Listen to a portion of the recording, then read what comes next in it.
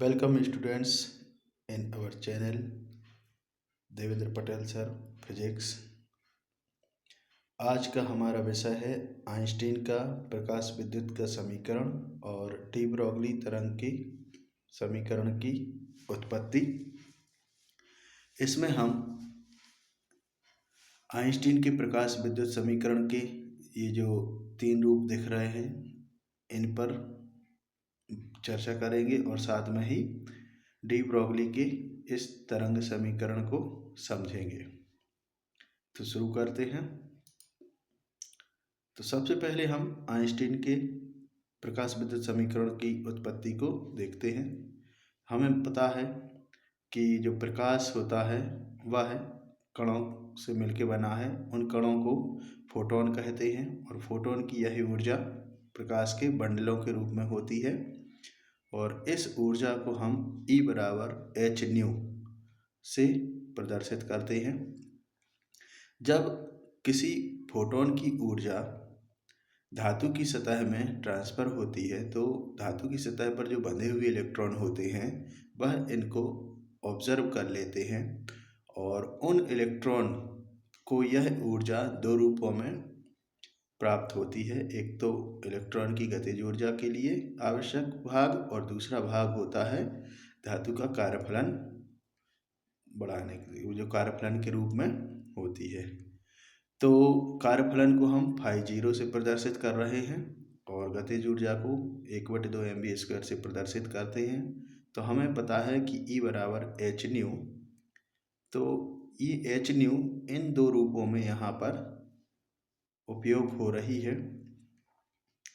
तब हम अधिकतम गतिज ऊर्जा को ज्ञात कर रहे हैं। तो ये 1/2 mv² भी मैक्सिमम, यानी कि यहाँ पर भी मैक्सिमम का मतलब है अधिकतम वेग। तो वह उस अधिकतम वेग से के मैक्सिमम हमें प्राप्त होती है। तब हम यहाँ पर उसका पक्षांतर कर रहे हैं तो 1/2 mv² बराबर एच न्यू माइनस φ0 यहाँ पर प्राप्त हो रहा है। अब इसके लिए हम 1/2 mv² को चाहे तो k के रूप में लिख दें तो भी आपका आइंस्टीन का समीकरण सही कहलाएगा। और अगर आप नहीं लिखना चाह रहे हो तो आप 1/2 mv² उसके ज्यों के त्यों रहने दो। अब हमने जब द्वितीयक तरंगिकाओं को देखा था तो हमने कहा था कि जो तरंगें होती हैं वह द्वितीयक तरंगिकाएं उत्पन्न करती हैं। तो यहाँ φ0 भी उसी प्रकार से एक तरंग है। तो इसकी भी एनर्जी जो है वो एच न्यू 0 होगी, ठीक है, क्योंकि ये कार्यफलन φ0 है तो इसकी फ्रिक्वेंसी न्यू 0 होगी तो ये एच न्यू हो गया। तो इस प्रकार हमने यहाँ पे मान रख दिए। मान रखने के बाद इन दोनों में h, जिसे प्लांक कांस्टेंट कहते हैं, वो कॉमन है तो हमने बाहर निकाल लिया। इस प्रकार से हमें ये समीकरण प्राप्त हो रहा है। इसे हम आइंस्टीन का प्रकाश विद्युत समीकरण कहते हैं। अगर हम इसमें थोड़ा और परिवर्तन कर दें तो हमने देखा था कि जो ऊर्जा होती है वह E भी 0 होती है। तो 1/2 mv² E भी 0² के बराबर होती, E भी 0 के बराबर होती है। तो इस समीकरण में हम 1/2 mv² की जगह E भी 0 भी रख दें तब हमें यह वाला समीकरण प्राप्त हो जाता है।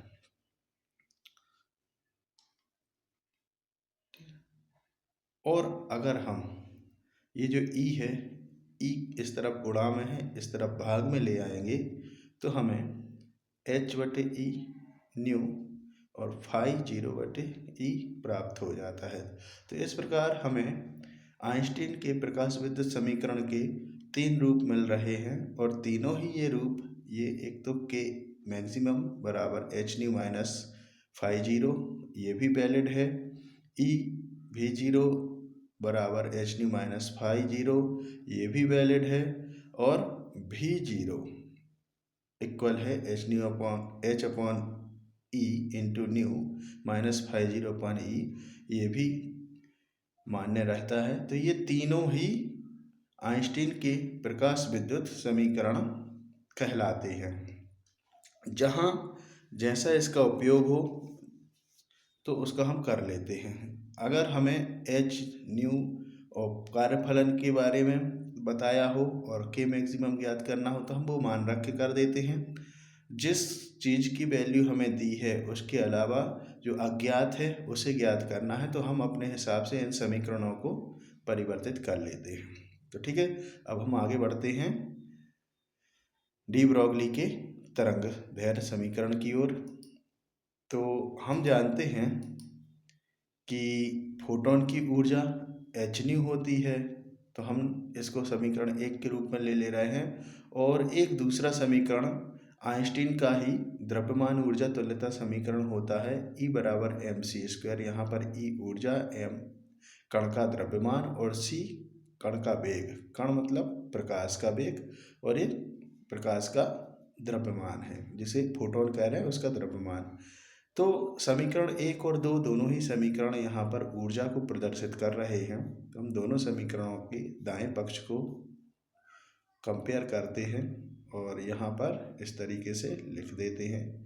अब इसमें c² जो है, c² को हमने 2 बार अलग अलग रख दिया। तो अब हम जानते हैं कि द्रव्यमान और वेग का गुणनफल संवेग होता है, तो एक mc की जगह पे हम p यहाँ पर लिख दे रहे हैं और एक c जो है इसे हम बाईं ओर ले आ रहे हैं।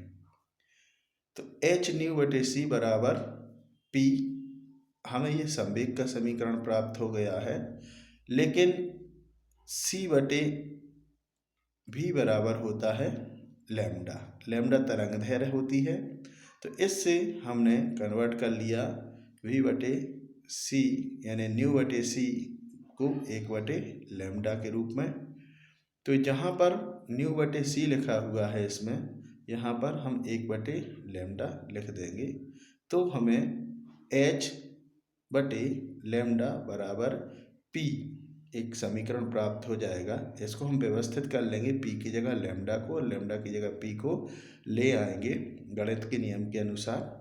जो हर में होता है दूसरी तरफ गुणा में जाता है और जो गुणा में रहता है वो दूसरी तरफ भाग में आ जाता है। तो इस प्रकार हम इनको इंटरचेंज करते हैं, तो हमें लैम्डा बराबर h बटे p प्राप्त हो जाता है।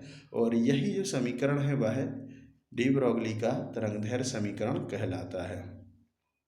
तो जहाँ आवश्यकता के अनुसार हम इसको उपयोग कर लेते हैं, लैम्डा बराबर c बटे न्यू भी और लैम्डा बराबर h बटे p भी।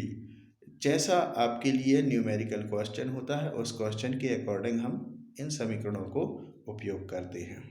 तो विद्यार्थियों, आज के लिए धन्यवाद। शीघ्र ही हम दूसरे नए विषय के साथ में, नए टॉपिक के साथ में आपसे मिलेंगे। तो देखते रहिए हमारा channel physics bye Patel sir को, देवेंद्र पटेल सर फिजिक्स पर।